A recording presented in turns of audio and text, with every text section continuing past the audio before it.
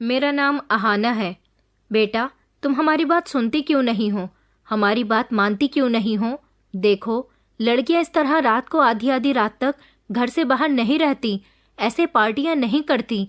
ये सब बिगड़ी हुई लड़कियों की पहचान होती है। और तुम तो एक शरीफ घर की लड़की हो, फिर तुम्हें ये सब कुछ शोभा नहीं देता। बेटा, तुम्हें अपने डैड की इज्जत का ख्याल करना चाहिए। तुम्हारे डैड ने तुमसे कितनी सारी उम्मीदें लगाई हुई हैं और तुम हमेशा हम लोगों का दिल तोड़ती रहती हो, अपने डैड को भी निराश कर देती हो। मैंने कहा, ओह मॉम, एक तो घर से जब जब मैं निकलती हूँ आप कुछ इसी तरह की बातें मुझसे कहती हो। ये कहाँ की शराफत है कि हम रात को पार्टियां ना करें और घर से बाहर ना निकले? क्या इंसान की शराफत का अंदाज़ा सिर्फ इन्हीं चीज़ों से लगाया जाता है?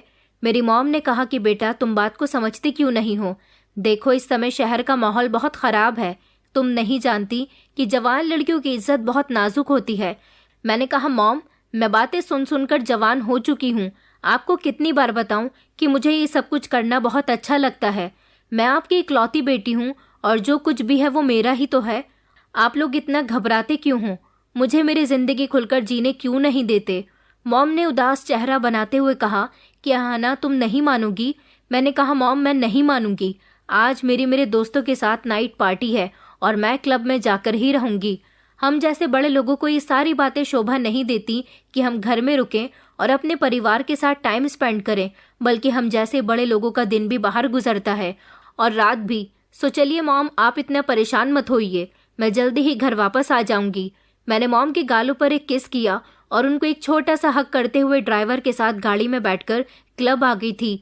और सारी रात यहाँ मैंने हर रात की तरह खूब मौज मस्ती की थी।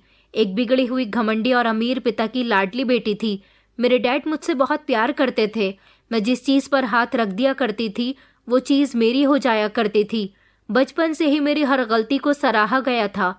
मुझे कभी ये नहीं सिखाया गया था कि गलत और सही में फ़र्क क्या होता है। मेरे लिए गलत भी गलत होता था और सही भी गलत होता था। मैं हर चीज़ के लिए आसानी से नहीं मानती थी।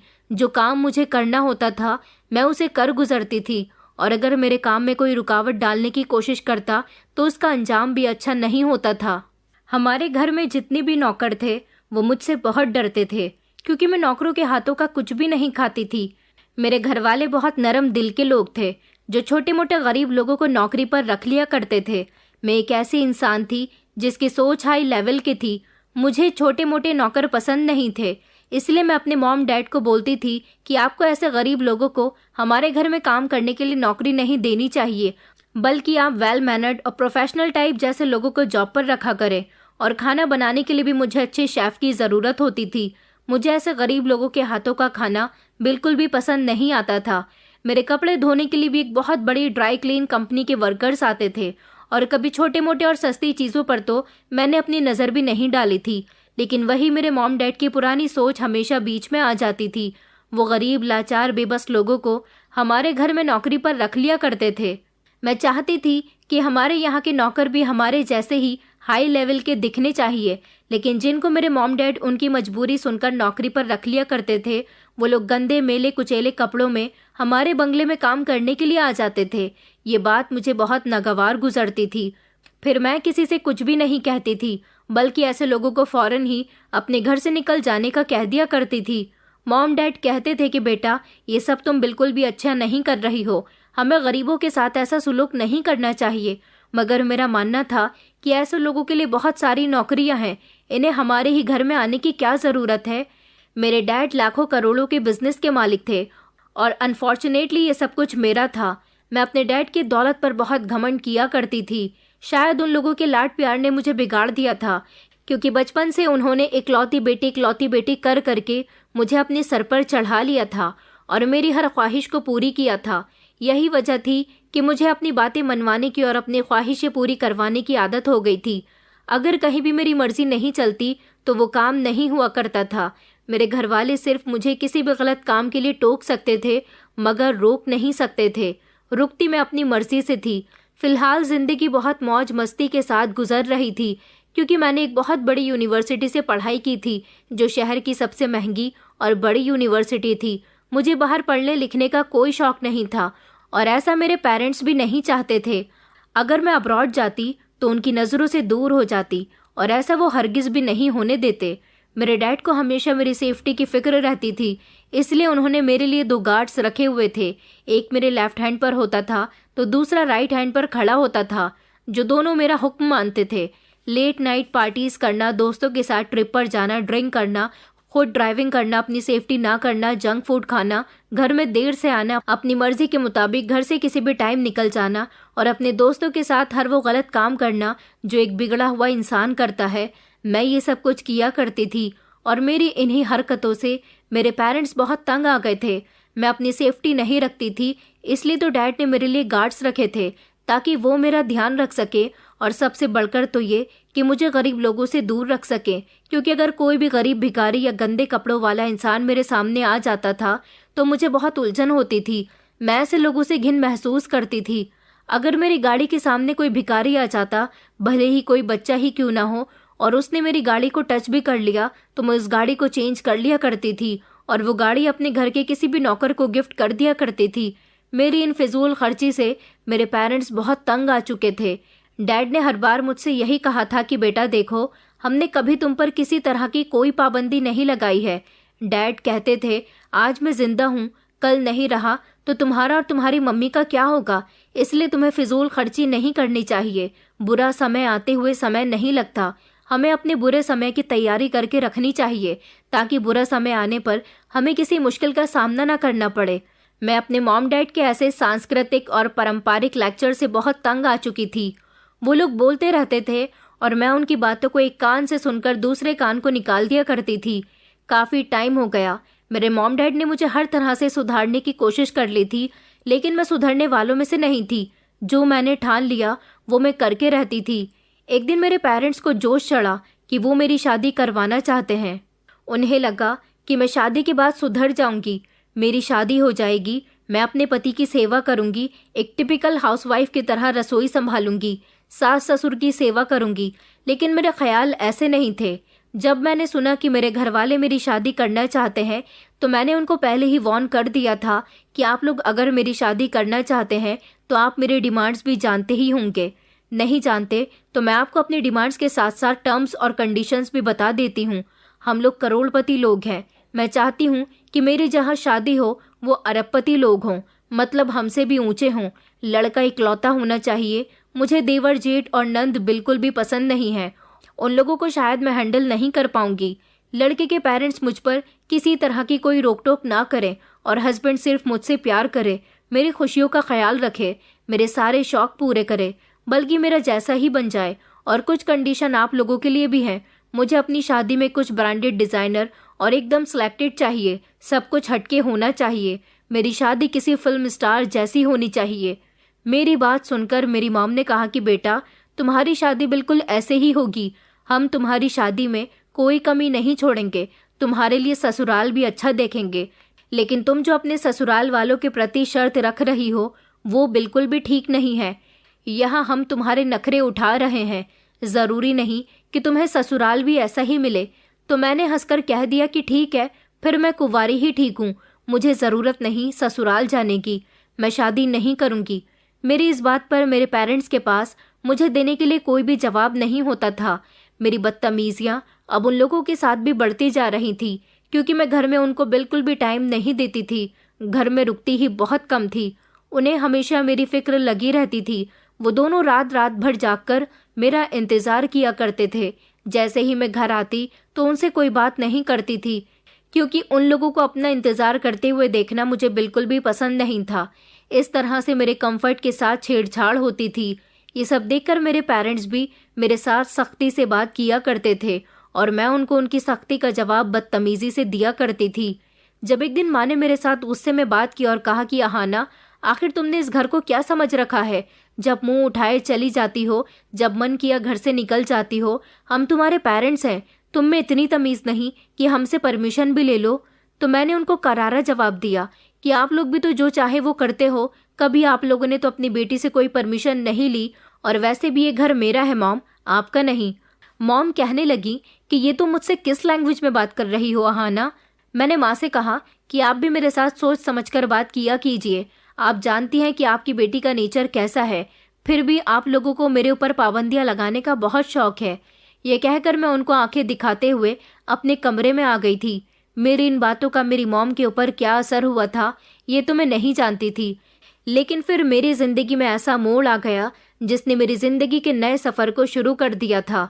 2 दिन गुजर गए थे। मॉम मुझसे बात नहीं कर रही थी और मुझे इस सब से कोई फर्क नहीं पड़ता था।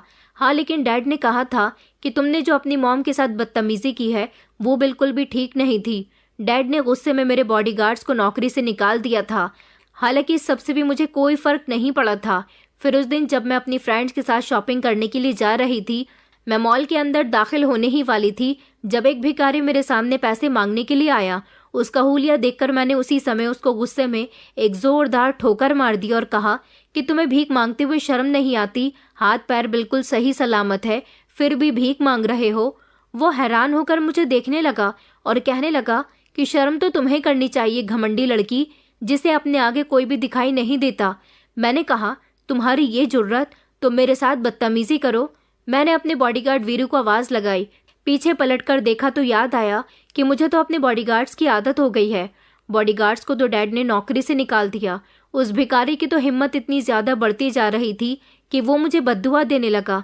मुझे अहाना ओबराय को, जो किसी की नज़र भी खुद पर बर्दाश्त नहीं कर सकती थी, वो इस भिखारी की बदतमीजी कैसे बर्दाश्त करती। मैं उसके मुंह पर थप्पड़ मारने के लिए हाथ उठा चुकी थी, लेकिन उसने फौरन ही मेरा हाथ पकड़ लिया। उसके गंदे हाथ, फटे पुराने कपड़े, मगर चेहरा साफ था। ये सब देखकर मुझे उलझन महसूस हुई। मैंने उससे एक ही झटके में खुद को छुड़वाया। वो मुझे गौर से देख रहा था और हंसने लगा। मैंने कहा, छोड़ो मुझे, मगर उसने नहीं छोड़ा। मैंने कहा कि मैं तुम्हें छोड़ूंगी नहीं, तुम्हें पुलिस के हवाले करके रहूंगी। वो मेरी बात पर फिर से जोर जोर से हंसने लगा और कहने लगा कि ठीक है, जो करना है अभी करो। उसने मेरा हाथ मजबूती से पकड़ा हुआ था। मैं अपना मोबाइल अपने पर्स से निकाल भी नहीं पा रही थी। मैंने कहा, एक बार मेरा हाथ छोड़ो, फिर देखो मैं तुम्हारे साथ क्या करती हूँ। उसने कहा कि तुम कुछ नहीं कर सकती, अब तो जो होगा वो तुम्हारे साथ होगा। बहुत जल्दी तुम्हारी जिंदगी पूरी तरह से बदलने वाली है और फिर जब तुम्हें हकीकत पता चलेगी तो फिर तुम अपने किए पर पछताओगी। तुम्हें गरीबों से नफरत है ना, तो तुम्हारी शादी किसी गरीब लड़के से ही होगी जिसे देखकर तुम हैरान रह जाओगी। जाओ, मेरी ये तुम्हें बद्दुआ है, मेरी बद्दुआ तुम्हें जरूर लगकर रहेगी। मैं उसके चेहरे को गौर से देख रही थी। मैंने कहा कि हाउ डेयर यू। वो कहने लगा कि तुम जितना चाहे गुस्सा करो, मुझे कोई फर्क नहीं पड़ता। उसने एक ही झटके से मेरी कलाई छोड़ दी। मेरी कलाई पर उसके गंदे हाथों के निशान लग चुके थे। मुझे उस पर बहुत गुस्सा आया। आखिर वो कौन होता था मुझे बद्दुआ देने वाला। मैंने जैसे ही अपने पर्स से मोबाइल निकालने के लिए अपनी नज़र झुकाई और मोबाइल निकालकर सामने की तरफ देखा तो वो शख्स मेरे सामने से गायब हो चुका था। मेरे सारे दोस्त जो कि पहले ही मॉल के अंदर जा चुके थे, मैं अभी उस भिखारी को इधर से उधर देख रही थी। मेरी एक फ्रेंड आई, उसने मुझे झंझोड़ा और कहने लगी कि तुम यहाँ पर क्या कर रही हो, हम तुम्हारा कब से अंदर इंतजार कर रहे हैं। मैंने कहा कि कुछ नहीं, एक बदतमीज मेरे मुंह लग गया था। मैंने मॉल के अंदर जाते ही वॉशरूम में जाकर अपने हाथों को कलाइयों तक धोया। फिर मैं न जाने क्यों एक अजीब सी सोच में चली गई थी। मेरा दिल बेचैन होने लगा था। मुझे कुछ भी अच्छा नहीं लग रहा था और मेरे दिमाग में बार बार उस भिखारी की बातें घूम रही थी। मैं सोच में पड़ गई थी। मैं ठीक से अपने दोस्तों के साथ शॉपिंग भी नहीं कर पा रही थी। फिर सब लोगों ने प्लान बनाया कि मिलकर कुछ खाते हैं। मैं कैंटीन में जाकर बैठ गई तो वहां भी मैं खोई खोई सी थी। जब मेरे फ्रेंड्स ने मुझसे पूछा कि आखिर तुम्हें क्या हो गया, तो मैंने उस भिखारी की कही हुई एक एक बात उनको बता दी। मेरी दोस्त श्रेया कहने लगी, चिल यार अहाना, तुम कब से लोगों की बातों को इतना सीरियस लेने लगी हो, और वो भी एक भिखारी की बात को तुम इतना सीरियस लेकर बैठ गई हो कि तुम्हारा ध्यान एंजॉयमेंट पर है ही नहीं। लेकिन मैंने अपने दोस्तों की बात को भी सीरियस नहीं लिया और फिर मैं अपने घर वापस आ गई थी। घर आई तो घर में भी एक अजीब सा माहौल था। यहाँ की हर चीज मुझे अजीब लग रही थी। नौकर खामोश थे, जैसे कोई अनहोनी होने वाली है। मैं तो एक तरफ को अपना सर पकड़कर बैठ गई थी क्योंकि मेरे सर में बहुत दर्द हो रहा था। उसी समय मेरे डैड मेरे बराबर में आकर बैठ गए और कहने लगे कि बेटा, आज तुम्हारी ख्वाहिश पूरी हो गई है। मैंने चौंक कर उन्हें देखा और कहा, कैसी ख्वाहिश डैड? डैड ने कहा कि तुम्हारे लिए एक बहुत अच्छे घर से रिश्ता आया है। बहुत ही करोड़पति लोग हैं, हमसे भी ज्यादा अमीर, और लड़का भी बहुत अच्छा है। उसी समय डैड ने अपने मोबाइल में मुझे एक लड़के की फोटो दिखाई। लड़का बिल्कुल फिल्म स्टार जैसा दिखाई देता था। मेरी तो आंखें चौंक गई थी। उसकी फ़ोटो देखकर मुझे यकीन नहीं आ रहा था कि वो कितना हैंडसम है। वो शहर के सबसे बड़े डायमंड मर्चेंट का बेटा था। इसको तो मैं बहुत अच्छे से जानती थी। ये बचपन से मेरे साथ स्कूल में पढ़ता था, लेकिन मुझे ये नहीं पता था कि यही मेरी ज़िंदगी में शामिल हो जाएगा। मेरी तो खुशी के ठिकाने नहीं थे। मेरा मूड, जो कि उस भिखारी की वजह से पहले ख़राब था, अब पूरी तरह से ठीक हो चुका था। इन लोगों के बारे में क्या जांच पड़ताल निकालनी। मैं इस लड़के को और इसकी फैमिली को बहुत अच्छे से जानती थी। यही मेरे लिए काफ़ी था। और डैड ने बताया कि इसका रिश्ता खुद तुम्हारे लिए आया है। बस अब क्या था, जैसे लोगों में मैं शादी करके जाना चाहती थी, मुझे बिल्कुल वैसा ही ससुराल और पति मिल रहा था। वो अपने माता पिता का इकलौता बेटा था और करोड़ों के हिसाब से उसकी जायदाद थी। ये खुशी मेरे लिए बहुत बड़ी थी। मॉम डैड ने बताया कि ये लोग कोई रस्म नहीं करना चाहते, बस शादी खूब धूमधाम से करना चाहते हैं। मैं इसमें भी खुश थी। फिर मुझे उस भिखारी की बद्दुआ याद आई जो कहता था कि तुम्हारी शादी किसी गरीब इंसान के साथ होगी। मैंने उसकी बात से अपना सर झटका और सोचा कि उसकी बद्दुआ मुझे लगी ही नहीं है। अगर उसकी बद्दुआ मुझे लगती तो आज ही मेरे लिए डायमंड मर्चेंट के बेटे का रिश्ता क्यों आता। मैं भी यही चाहती थी कि मेरी शादी बहुत जल्द हो जाए, क्योंकि मुझे ना जाने क्यों उसकी बद्दुआ से अब डर लग रहा था। अभी इस बात को 1 हफ्ता ही गुजरा था जब डैड ने मुझे एक और खबर सुनाई और कहा कि 21 अक्टूबर को तुम्हारी शादी है। ये सुनकर मैं हैरान रह गई थी। 21 अक्टूबर में तो पूरा 1 हफ्ता रह गया था। डैड ने बताया कि राजीव शादी के बाद कुछ महीनों के लिए काम के सिलसिले में अमेरिका जा रहा है। उसने सोचा कि क्यों ना तुम्हें भी साथ ले जाए, तो फिर हम लोग सोच रहे हैं कि तुम लोगों की शादी ही कर देते हैं। वैसे भी दोनों ही परिवारों के बीच में पैसे की कोई कमी नहीं है।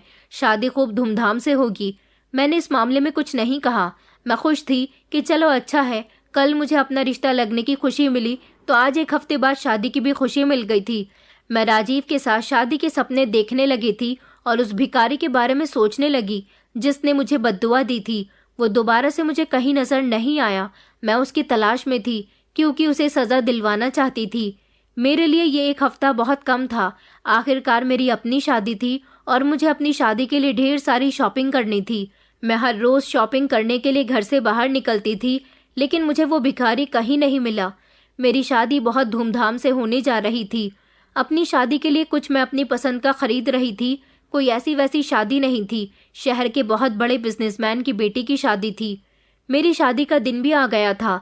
मैं सैलून में तैयार होने के लिए गई थी, लेकिन जब वहां से मैं ड्राइवर के साथ उस होटल में पहुंची जहां से मेरी शादी होने जा रही थी, तो मैं चौंक गई। वहां तो एक अजीब सी हैवानियत थी। मुझे कोई मेहमान नजर नहीं आ रहा था। तभी मुझे सामने से अपने माता पिता चलते हुए नजर आए। उन्होंने कहा कि बेटा माफ करना, एक बहुत बड़ी इमरजेंसी आ गई है। राजीव की बड़ी बहन की तबीयत ठीक नहीं है, लेकिन वो तुमसे शादी करना चाहता है। आज मजबूरन हमें अपना प्रोग्राम कैंसिल करना पड़ा, लेकिन तुम्हारी शादी उसके साथ जरूर होगी। मुहूर्त निकला जा रहा है। अंदर पंडित जी और राजीव तुम्हारा इंतजार कर रहे हैं। माँ मेरे बराबर में आकर खड़ी हो गई और मुझे अंदर लेकर जाने की कोशिश करने लगी। मैं कहने लगी, आखिर ये किस बात का मजाक चल रहा है? अगर उसकी बहन की तबीयत खराब है तो इसमें मेरी क्या गलती है? मॉम ने कहा कि इसमें इतना हंगामा करने वाली कोई बात नहीं है। आज का ही तो प्रोग्राम कैंसिल हुआ है। तुम जब कल अपनी ससुराल चली जाओगी तो वहाँ एक बहुत बड़ा प्रोग्राम रखा गया है। बाद में दोबारा से दुल्हन बनाया जाएगा। चलो आओ हमारे साथ। मैं इतने अच्छे से तैयार होकर आई थी और मैंने अपनी फ्रेंड्स को भी इनवाइट किया था। हैरानी की बात ये थी कि पूरा होटल खाली पड़ा हुआ था। यहाँ स्टाफ के अलावा और कोई भी नहीं था। मैंने सोचा कि राजीव जैसा लड़का मेरे हाथों से नहीं निकलना चाहिए। मुझे अपने गुस्से पर कंट्रोल करना होगा। मैंने देखा कि होने वाला पति सर पर सहरा बांधकर आया था और उसने बहुत ही एक्सपेंसिव कपड़े पहने हुए थे, जिससे ये साफ नजर आ रहा था कि ये राजीव ही है। मुझे उसके बराबर में बिठा दिया गया। राजीव का चेहरा नजर नहीं आ रहा था। मैंने कहा कि आपको अपना सहरा हटा देना चाहिए। हम दोनों की शादी होने वाली है। मैंने भी तो घूंघट नहीं किया है ना। बस मेरा इतना कहना था कि उसने फौरन ही अपने चेहरे से सहरा हटाया तो मुझे एक जोरदार झटका लगा। ये तो वही भिखारी था जिसने मुझे बद्दुआ दी थी, मगर आज उसका गेटअप कुछ अलग ही था। उसका चेहरा देखकर मुझे वो सब याद आने लगा जो उसने मुझसे कहा था। मेरी आंखों के सामने अंधेरा छाने लगा और मेरे दिमाग पर एक अजीब सा बोझ सवार हो गया। मेरी आंखें धीरे धीरे बंद होने लगी थी। ये सदमा मैं बर्दाश्त नहीं कर सकती थी कि एक भिखारी के साथ मेरी शादी होने जा रही है। और फिर क्या था, धीरे धीरे मेरी आंखें बंद हो गईं और मैं बेहोश होकर ज़मीन पर गिर गई थी। फिर जब मुझे होश आया तो मैं एक आलीशान बिस्तर पर लेटी हुई थी। मैं फौरन ही उठी। मैंने अपनी आंखों को मसला और कमरे में चारों तरफ देखने लगी। महंगा और एक्सपेंसिव फर्नीचर, ब्रांडेड वाले फूलों से सजावट की गई थी जिनकी खुशबू ही अलग थी। मैंने देखा कि ये कमरा तो मेरा नहीं है। मैं फौरन ही उठ गई। मैंने ज़मीन पर पैर रखे तो ज़मीन का फर्श ठंडा हो रहा था। मैं दरवाज़ा खोलकर आगे की तरफ बढ़ने लगी तो देखा कि ये बहुत बड़ा बंगला था। ये मैं कहाँ आ गई थी? ये जगह मेरे लिए अनजान थी। फिर सामने से मुझे वो नजर आया जिसको देखकर मैं बेहोश हो गई थी। मेरे दिल की धड़कनें उसे देखकर तेज हो गई थी। लगता था कि मेरा दिल बाहर आ जाएगा। ये वही भिखारी था जिसने मुझे बद्दुआ दी थी।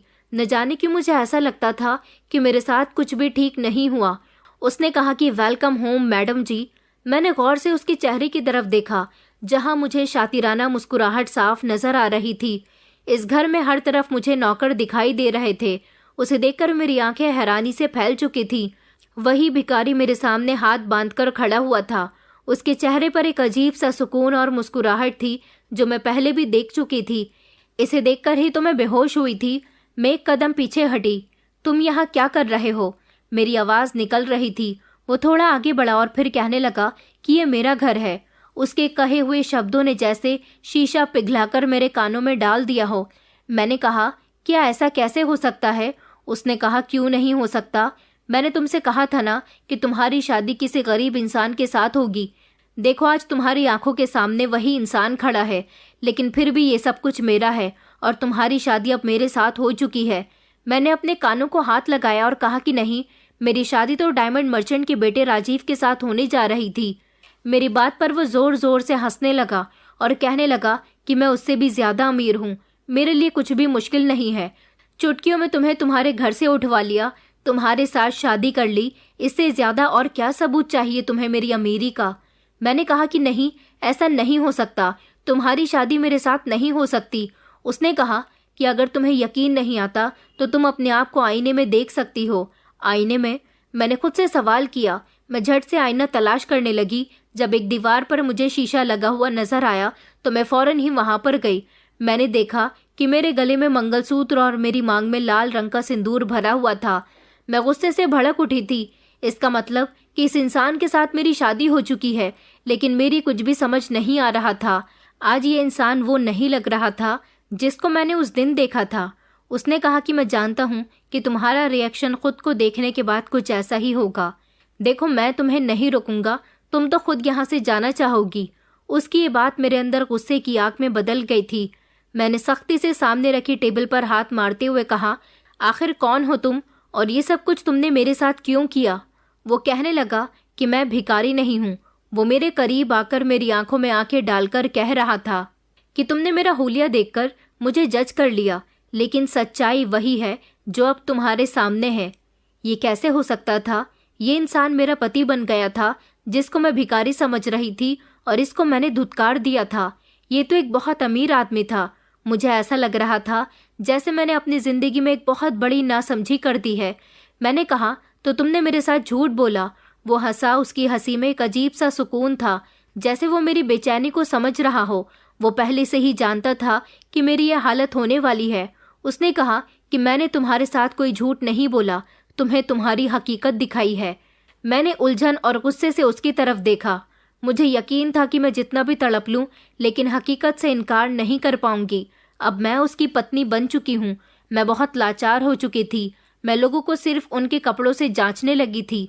मैंने सोच लिया था कि मैं इससे डिवोर्स लेकर ही रहूंगी, लेकिन डिवोर्स लेने के लिए कोई ठोस वजह तो होनी चाहिए। मुझे एक करोड़पति इंसान के साथ शादी करनी थी और इस लड़के विवान में वो सब कुछ था जिस लड़की की मैं ख्वाहिश करती थी। मैंने कांपती हुई आवाज में कहा कि तुमने मेरे साथ ये सब कुछ क्यों किया? उसने कहा कि तुम्हारा घमंड तोड़ने के लिए। तुम्हारी दुनिया में दौलत ही सब कुछ थी। मैंने तुम्हें दिखाया है कि असल में ताकत किसके हाथ में होती है। मैं उसकी बात पर खामोश हो गई। वो सच कह रहा था। इस समय मुझे एहसास हुआ कि मैं अपनी जिंदगी में कितनी अंधी हो चुकी थी। मैं हमेशा से समझती रही थी कि मैं दुनिया की सबसे ज्यादा अक्लमंद और खुशकिस्मत लड़की हूँ, मगर आज मैंने खुद को बेवकूफ़ महसूस किया। वो लड़का विवान भिखारी नहीं था, मैं ही असल में गरीब थी। एक ऐसी गरीब जो दिल से खाली थी। मेरे शरीर में कपकपी होने लगी, लेकिन अब जो मैं सुन रही थी वो मेरी बर्दाश्त से बाहर था। मैंने उसकी तरफ देखा। उसके चेहरे पर एक अजीब सा सुकून था, एक ऐसी मुस्कुराहट जैसे वो मुझे तड़पते हुए देखना चाहता हो। मैंने कहा कि तुमने मुझसे शादी क्यों की? वो मुस्कुराया, लेकिन उसकी मुस्कुराहट में मुझे जहर नजर आ रहा था। उसने कहा कि बस तुम्हें पाने का जुनून सवार हो गया था, तुमसे बदला लेना था उन गरीब लोगों का जिनकी तुम अब तक बेइज्जती करती आई हो। आखिर तुम्हें भी तो पता चले कि इतना घमंड करने का क्या नतीजा होता है। तुम्हारी शादी मेरे साथ हो गई है, अब तुम इस बात को मान लो, लेकिन मैं तुम्हें पत्नी का दर्जा नहीं दूंगा। तुम्हें तो दौलत से मोहब्बत थी ना, यहाँ पर तुम्हें बेशुमार दौलत मिलेगी। मैं तुम्हारे पिता से भी ज्यादा अमीर हूँ। तुम्हारे पिता की 5 गाड़ियां हैं, लेकिन मेरे यहाँ 14 गाड़ियां हैं। तुम्हारा बंगला मेरे बंगले के आगे कुछ भी नहीं है। तुम्हारे पिता अगर लखपति हैं तो मैं करोड़पति हूँ। मैं तो सिर्फ तुम्हारी जिद और तुम्हारा घमंड तोड़ना चाहता था, और उसको मैं तोड़ चुका हूँ। उसकी बात सुनकर मेरे अंदर जैसे एक जोरदार चीख उभरने लगी थी। मेरा घमंड? उसने कहा कि हाँ, अब तक तुम लोगों के साथ बहुत बुरा बिहेवियर कर चुकी हो। अपने आगे तुमने कभी किसी को कुछ नहीं समझा। हमें कभी भी अपनी औकात नहीं भूलनी चाहिए, लेकिन तुम अपनी औकात भूल चुकी थी।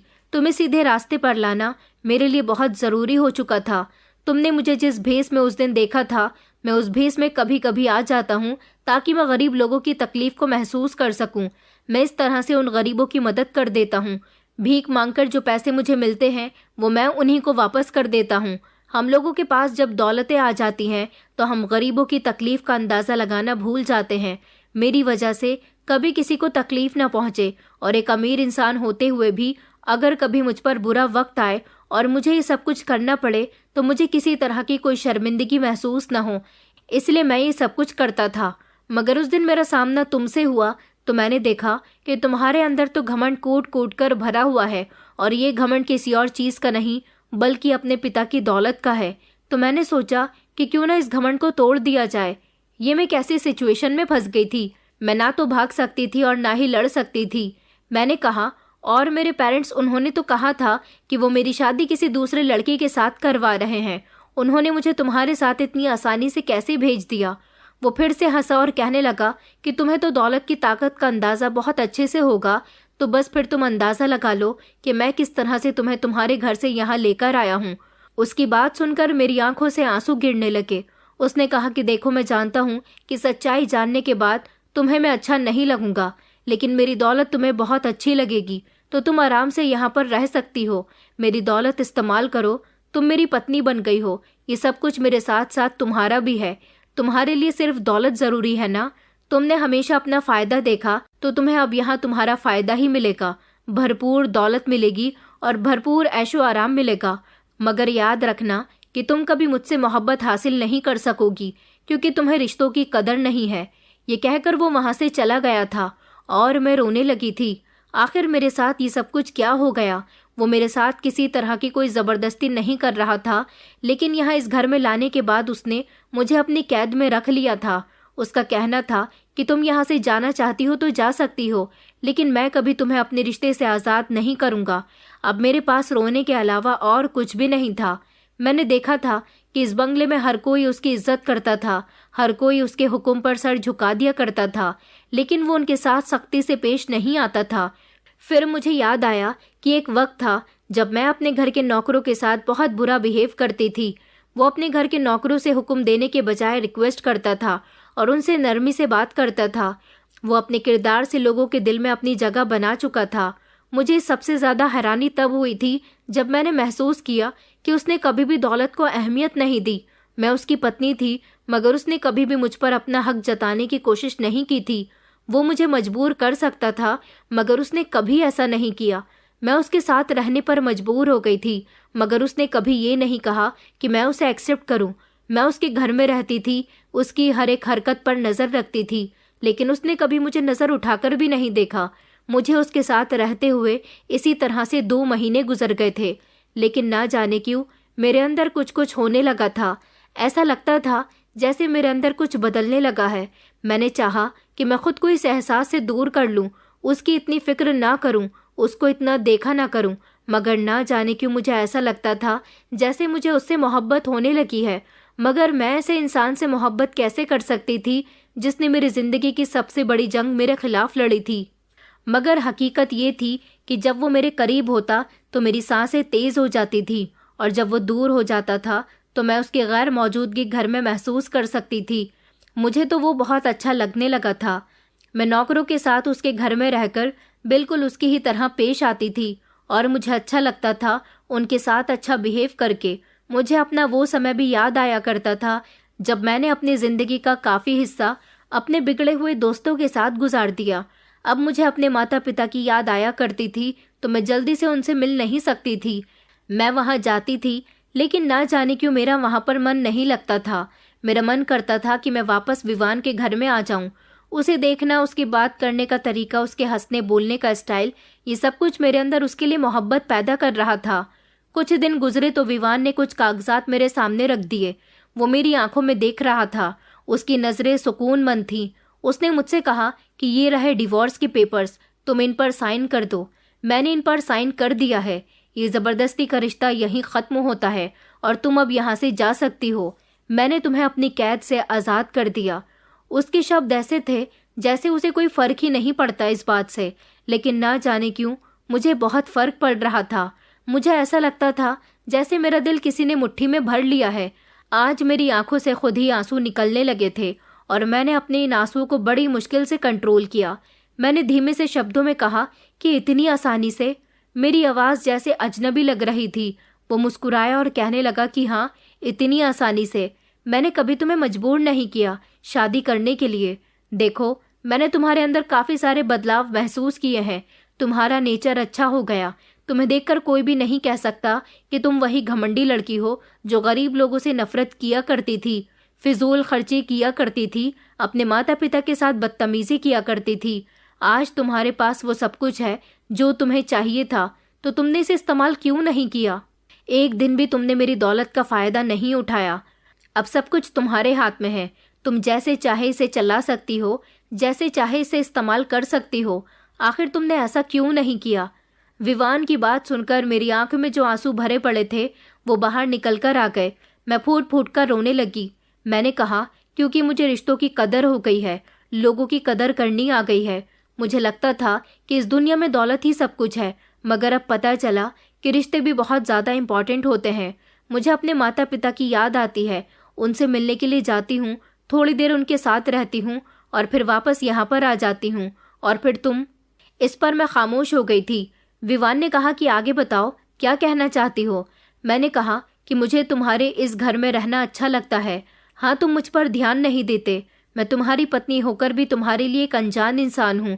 ये कमी मुझे बहुत खलती है, और यही सब जानकर मुझे एहसास हो गया कि इस दुनिया में प्यार, मोहब्बत, रिश्तों की कदर करने वाला इंसान ही असली अमीर इंसान होता है, जिसके साथ सब होते हैं, जिससे सब प्यार से बात करते हैं, जिसकी सब इज्जत करते हैं। जैसे कि तुम सबके साथ कितने अच्छे से पेश आते हो। सब लोग तुम्हारी कितनी तारीफ करते हैं। मैंने हमेशा सबके साथ बुरा बिहेव रखा। कभी किसी ने मेरी तारीफ नहीं की, कभी किसी ने मुझे अच्छा नहीं समझा। अब मुझे पता चला कि इस दुनिया में लोगों का प्यार हासिल करने के लिए अच्छा बनना पड़ता है। मैंने कहा, विवान, मुझे माफ़ कर दो। मुझे अपनी गलती का एहसास हो गया। मैं फूट फूट कर रो रही थी। मेरे आंसू टेबल पर रखे डिवोर्स के पेपर्स पर गिर रहे थे। विवान मेरे सामने ही बैठा हुआ था और मुझे बड़े गौर से देख रहा था। इतने में ही मुझे महसूस हुआ जैसे किसी ने मेरे बालों को सहलाया। मैंने फौरन ही पीछे पलटकर देखा तो मेरी मॉम थी। उनको देखकर मैं और ज़्यादा ज़ोर ज़ोर से रोने लगी। मैं उनके गले लग गई। मेरे डैड भी साथ आए थे। उन्होंने मुझे चुप करवाया। मैंने उनसे माफ़ी मांगी और कहा कि आप लोग भी मुझे माफ़ कर दीजिए। वो तो मेरे माता पिता थे, उन्होंने मुझे फ़ौरन ही माफ़ कर दिया। लेकिन विवान ने मेरे मॉम डैड से कहा कि अंकल आंटी, आप लोग अहाना को यहाँ से ले जा सकते हैं। मैं विवान से शुरू में नफ़रत करती थी और सोचती थी कि मैं इस कैद से कैसे बाहर निकलूं। लेकिन अब जब वो मुझे खुद आज़ाद कर रहा था तो मैं कैद में ही रहना अच्छा समझ रही थी। मैं यहीं रहना चाहती थी। मुझे यहाँ से कहीं नहीं जाना था। लेकिन ये बात मैं अपने मुंह से कैसे कहूँ? मेरी समझ नहीं आ रहा था। मैं कामयाब हो गई थी, लेकिन ना जाने क्यों मुझे कामयाबी हासिल नहीं हुई थी। जब मुझे हमेशा अपनी जीत की बहुत ज़्यादा खुशी हुआ करती थी, तो फिर आज मैं जीत कर भी क्यों हार गई थी? मैं अपने माता पिता के साथ घर वापस आ रही थी। मैंने डिवोर्स के पेपर अपने साथ ले लिए थे, लेकिन उन पर साइन नहीं किया था। मैं जब घर से निकली तो विवान को रोती हुई आंखों से देखती रही। शायद मेरी आंखें भी यही चाहती थी कि मैं उसको ना छोड़ूं या फिर वो मुझे ना छोड़े। मैं घर आ गई। मुझे एक अजीब सी बेचैनी थी। मुझे कुछ भी अच्छा नहीं लग रहा था। मेरे माता पिता ने कहा कि बेटा, तुम अपनी पुरानी जिंदगी में वापस आ गई हो, प्लीज पहले जैसी मत हो जाना। मैंने अपने मॉम डैड से वादा किया कि मैं अब नहीं बदलूंगी। आपकी बेटी को अब रिश्तों की अहमियत करनी आ गई है। मुझे अपने मोबाइल पर इंतजार था कि विवान मुझे कब फ़ोन करे, लेकिन उसने तो मुझे फ़ोन ही नहीं किया। मुझे यहाँ आने के बाद खुश होना चाहिए था, लेकिन मैं बार बार रो रही थी। मेरी परेशानी की वजह मेरे पेरेंट्स ने पूछी तो मैंने उनको बता दिया कि मैं विवान से मोहब्बत करने लगी हूँ और मैं उसको नहीं छोड़ सकती। वो मेरा पति है, मुझे डिवोर्स कैसे दे सकता है?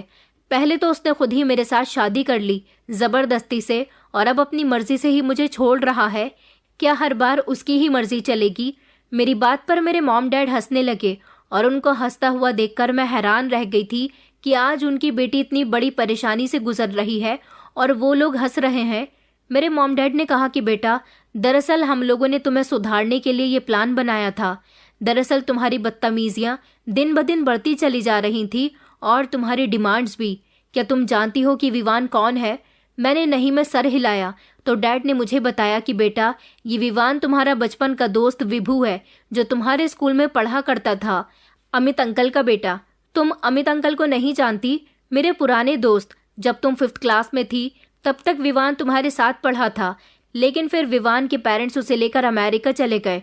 अभी जब वो लोग यहाँ इंडिया वापस आए तो विवान तुमसे मिलना चाहता था, लेकिन हम तुम्हारी वजह से बहुत परेशान थे। हमने विवान को तुम्हारे बारे में सब कुछ बता दिया तो विवान ने कहा कि मैं सब कुछ ठीक कर दूंगा, लेकिन इसमें आपको मेरा साथ देना होगा। उसने जैसा जैसा हमसे कहा हम वैसा ही करते गए। उसने कहा कि मैं भले ही विदेश चला गया था, लेकिन अपने देश के कल्चर को नहीं भूला हूँ। टेढ़ी उंगली से घी कैसे निकाला जाता है, ये हुनर भी मैं रखता हूँ। दरअसल विवान खुद तुम्हारे सामने भिखारी बनकर आया था और हमने तुम्हें बताया कि हम तुम्हारी शादी बहुत ऊंचे खानदान में करवा रहे हैं। मैंने तुम्हें राजीव का फोटो इसीलिए दिखाया क्योंकि तुम राजीव को अच्छी तरह से जानती थी, और बस इस तरह जिस दिन तुम्हारी विवान के साथ झूठी शादी होनी थी, उस दिन तुम उसे देखकर शादी होने से पहले ही बेहोश हो गई। हमें अच्छा मौका मिल गया और विवान तुम्हें घर ले गया। तुम्हारी बेहोशी का फायदा उठाया।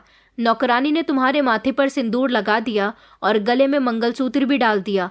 लेकिन बेटा, ये सब कुछ हमारे प्लान का एक हिस्सा था। विवान तुम्हें ये रियलाइज करवाना चाहता था कि तुम दौलत छोड़कर अपने रिश्तों की अहमियत सीखो। उसने कुछ भी नहीं किया।